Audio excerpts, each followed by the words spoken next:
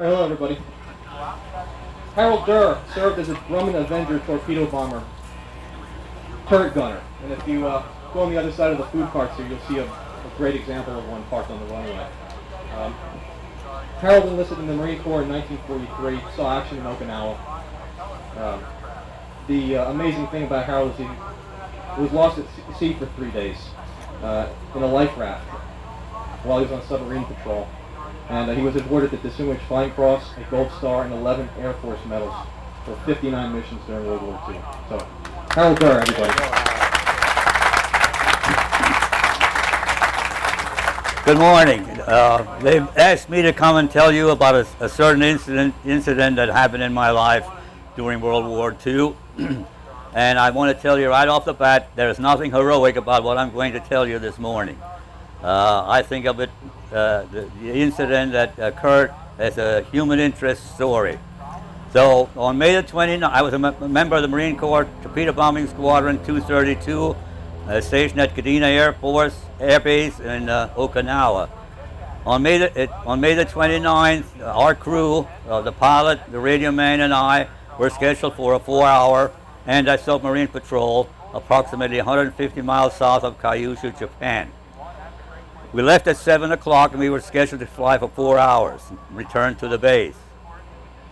We left the base, and then about a half an hour later we were at the spot where we were supposed to control, and we started patrolling the area.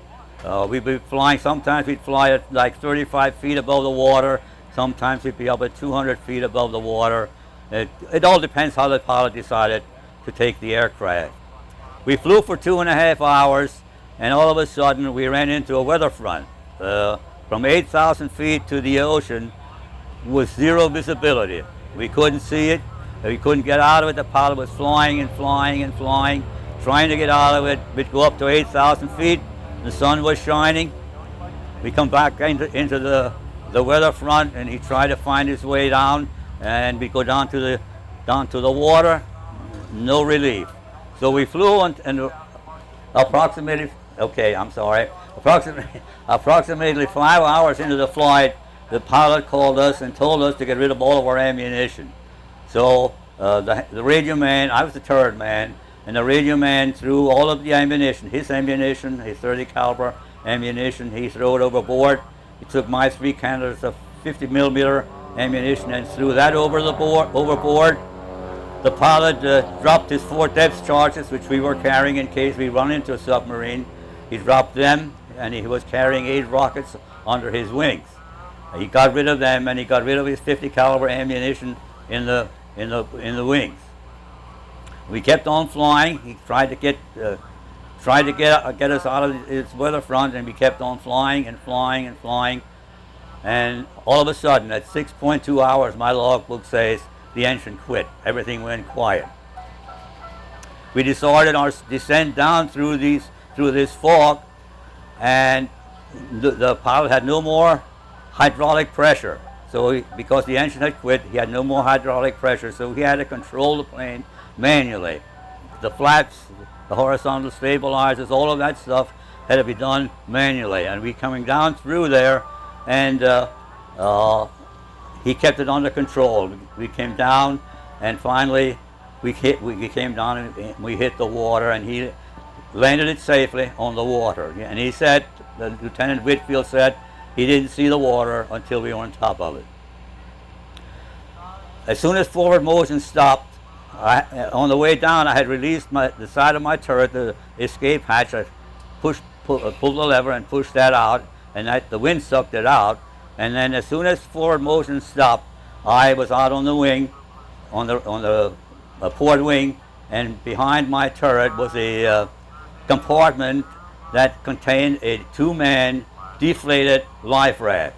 It was my job to get that thing out of the compartment, get it inflated, and then we went on from there. I pulled it out. First of all, I pulled the plunger on my life jacket so that I wouldn't have to be struggling in the water, that the life jacket would keep me afloat. Then I inflated the 2-man life raft. They had 2 plungers on it, and I pulled the gas plungers on them, and they automatically inflated the life raft, and I got into it. Meanwhile, the radio man could not open the door on his compartment because of the water pressure on the outside. So he needed to come up through my turret to get out out of the aircraft. He came out, he inflated his Mae West, and we both got into the life raft. But Lieutenant Whitfield wasn't getting out of the cockpit. The plane was sinking, sinking, sinking. And all of a sudden he popped out of the aircraft, but he was bringing his parachute and his harness with him, because he sat, when we were flying, he sat on the parachute. So and we couldn't figure out why he wanted to bring this parachute along, because of the weight. Because as soon as he got out of the plane and into the water, he began to sink, because he couldn't inflate his Mae West because of the harness, the straps on the harness. He couldn't inflate his Mae West, so he grabbed him. Hanlon grabbed him on one shoulder, and I grabbed him on the other shoulder, and we pulled him over to the raft and hung on to him for a while till we all got settled down a little bit. After we got settled down, we unbuckled his parachute harness and inflated his Mae West. Then he could float. We worked the parachute harness off of him, and he said we have to make sure we don't lose the parachute. And we couldn't figure out why we needed to struggle with this heavy waterlogged parachute. But what happened is, or what the occasion was, part of his parachute harness contained a deflated one-man life raft. We didn't know it. We should have, but we didn't. But he knew, and he knew we needed it, because a two-man life raft, and to get 3 men into it is a little precarious. So we unbuckled him, inflated his Mae West, and worked the harness off of him, and dropped the harness and the parachute into the life raft, and then we proceeded to try to get him into the life raft. 3 of us in the life raft, and the waves were taking us up and they were dumping us down. And every time we tried to pull him over, the backside of the parachute, the backside of the life raft would try to flop us out. So Handler and I decided finally we're going to hang off the backside of the life raft and try to pull Lieutenant Whitfield in, because he was a big man. So we worked on that, and finally we got him into the life raft, and Handler and I climbed back into the life raft. And then there were 3 of us with a waterlogged parachute in a 2-man life raft, and that was pretty precarious because the waves were just trying to dump us all the time. And Lieutenant Whitfield then informed us that part of that harness was a deflated 1-man life raft.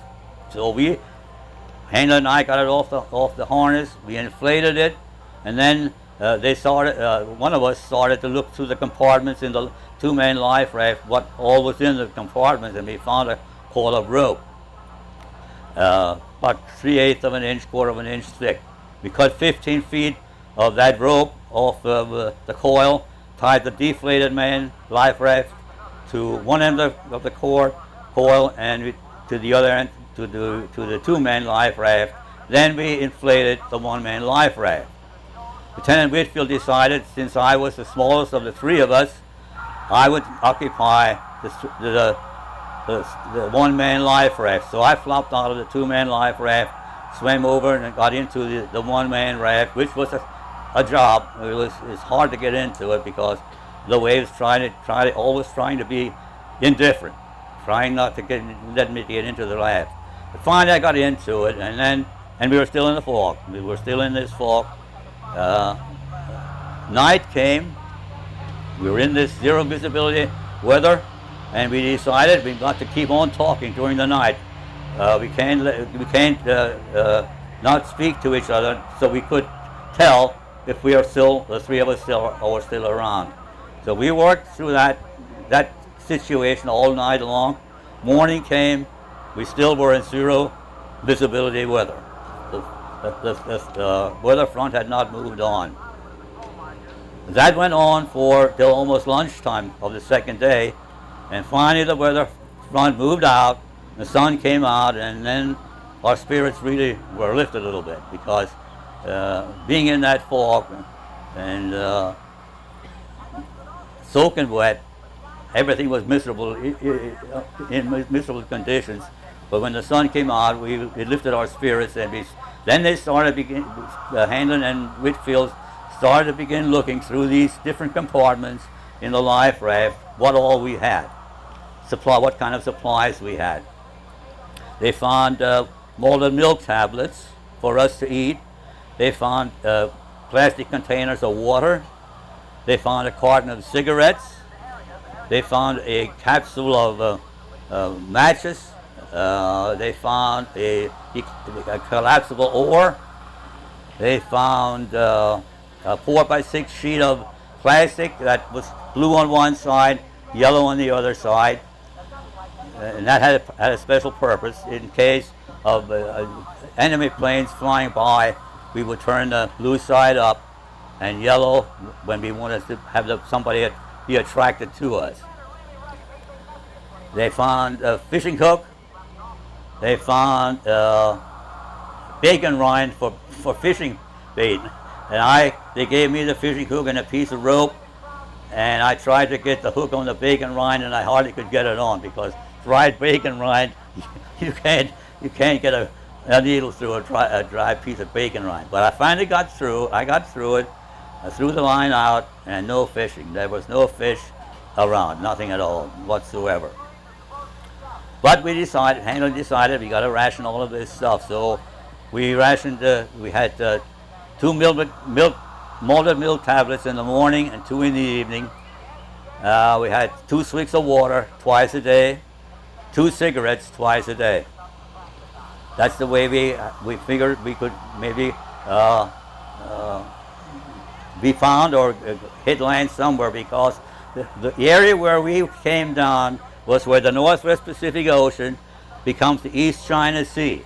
That's where we came down. So we weren't that far from China. It was a distance, but you know, I have a story where 3 men were in a life raft for 29 days. But Lieutenant Whitfield figured that because we had a westerly wind, that we might be able to, if we weren't found, would be able to get to China.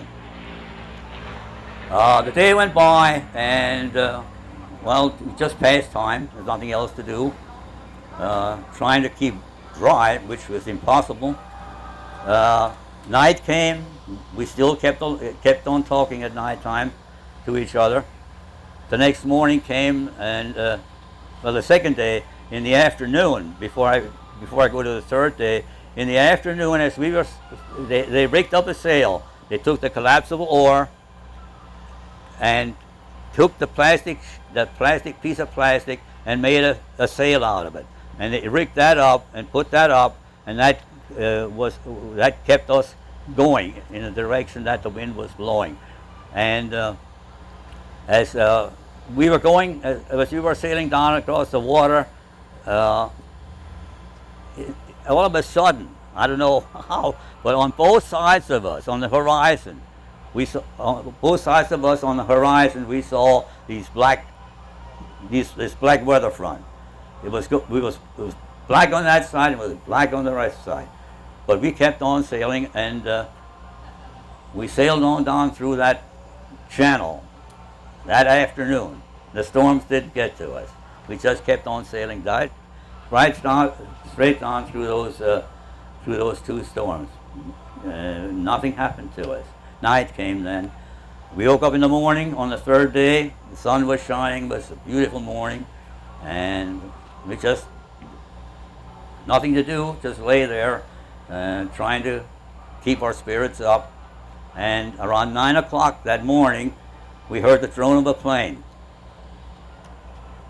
and we started searching the sky to find out where this sound was coming from. And we kept on searching and searching and searching, and finally, one of us, I don't know who, found this particular spot way up. It was almost invisible. We saw this spot up in the sky, and we all had, no, that's not it, here. We all had mirrors like this. These are these are survival mirrors, and the 3 of us started focusing on this spot with this mirror. We sent SOS, SOS, SOS, and they finally circled. We got in contact, we made contact with them, and they circled around and kept on going at the altitude they were. They didn't come back down. They kept on going, but our spirits were really lifted then, because now we knew that somebody knew we were where we were. And evidently, that plane called a seaplane base, a seaplane squadron at Kermarito Island, an island off of Okinawa. The day went by, and in the afternoon, around 3 o'clock, we saw these anti-aircraft shells exploding beyond the horizon. They say when you're on the water, the horizon is 11 miles away.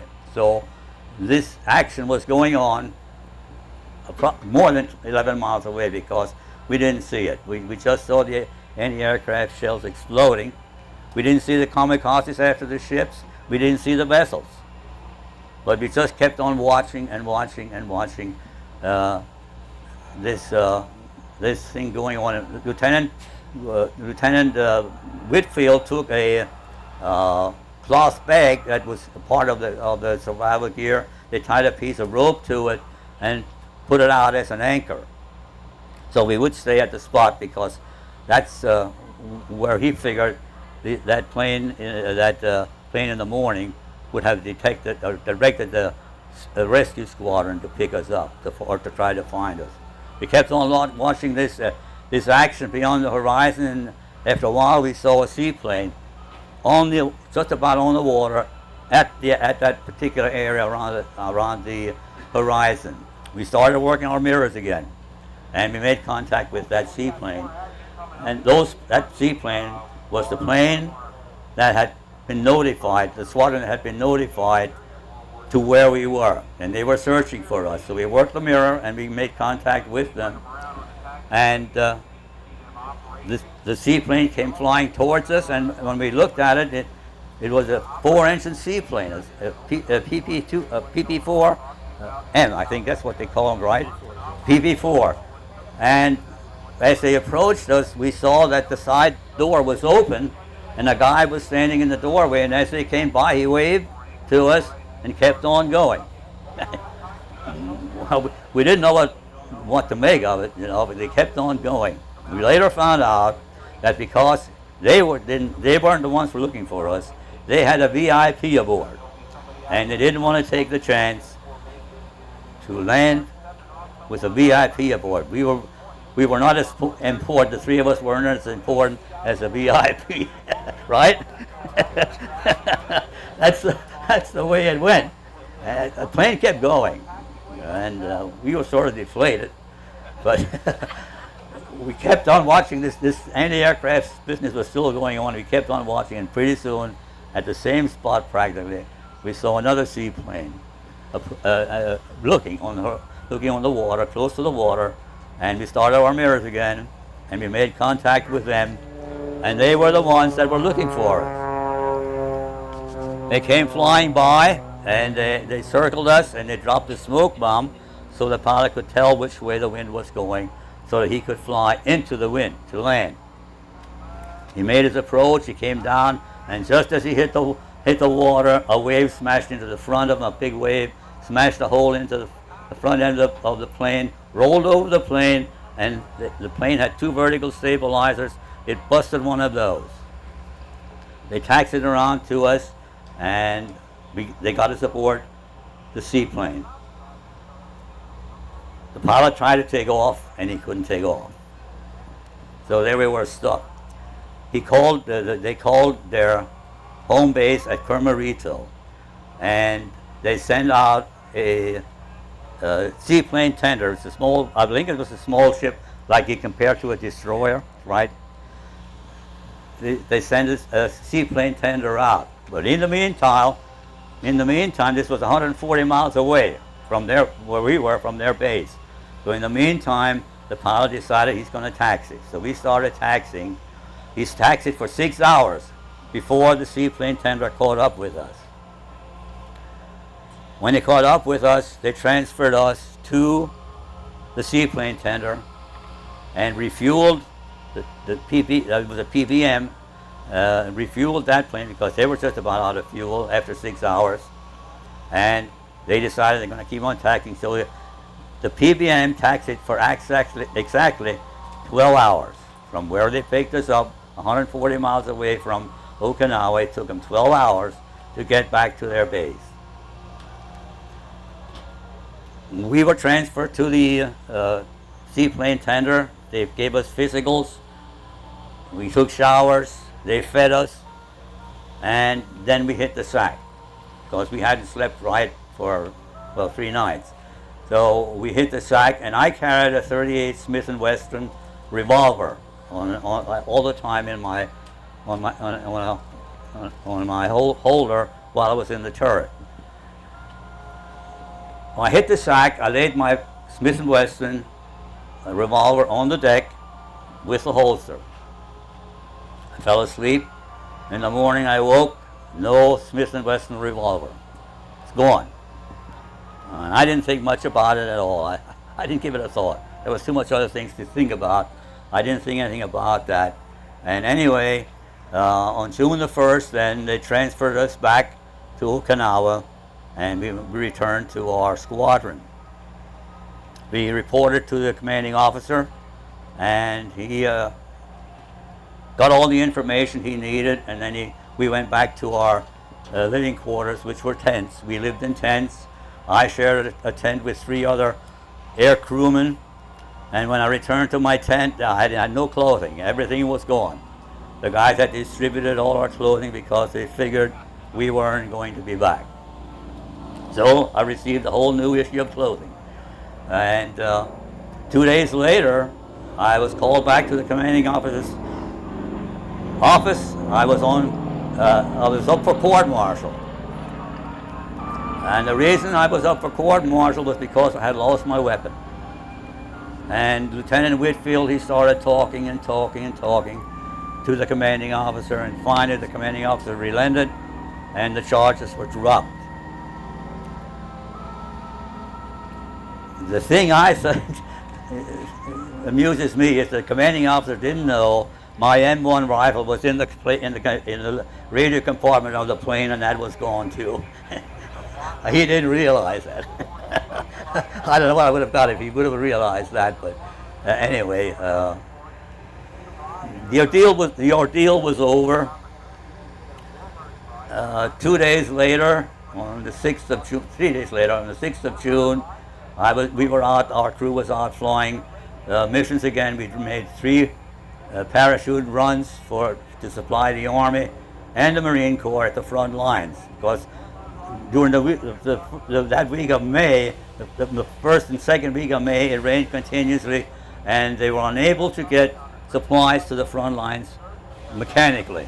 So they called the squadron, and the Ordnance Department decided that they're going to try to rig up the bomb base of our bombers to handle parachutes, and that's what they did.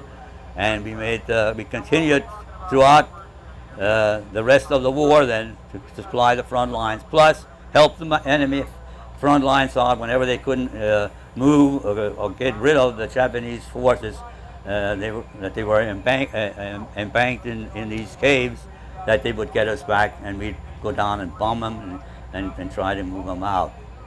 I left Okinawa on October the 3rd, boarded a cruise ship, and when I got on board the cruise ship, all I saw was civilian people of all nationalities. And we couldn't figure this out, but what we found out that the ship had been up to Singapore, China, and had picked up people that had been in China during the Chinese and Japanese War in '39 and the '40s. They had been interned in China all those years. So they came up there, the Navy went up there, and they picked up these people, and we boarded and we left Okinawa. 2 days later, we ran into a typhoon. We were sitting on top of 30-foot waves 1 minute, then down into the trough and up the other side, and you know what that's like, right? Up the other side for 2 days. The tables in the mess hall were going flying. One, there were metal tables. This was a going on, a banging and a going on, back and forth. But finally, after 2 days, we were out of the typhoon, heading east.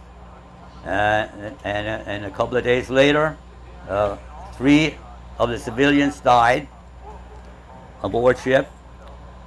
They tied weights to their feet, put them on boards covered with plastic, and hooked the plastic board to the railing and let the dead people slide down, find their eternal rest. So that's about what my story is about. If you have any questions, you can come see me back at the table in the hangar. I'll be glad to talk to you. Thank you so much. Good job, Howard.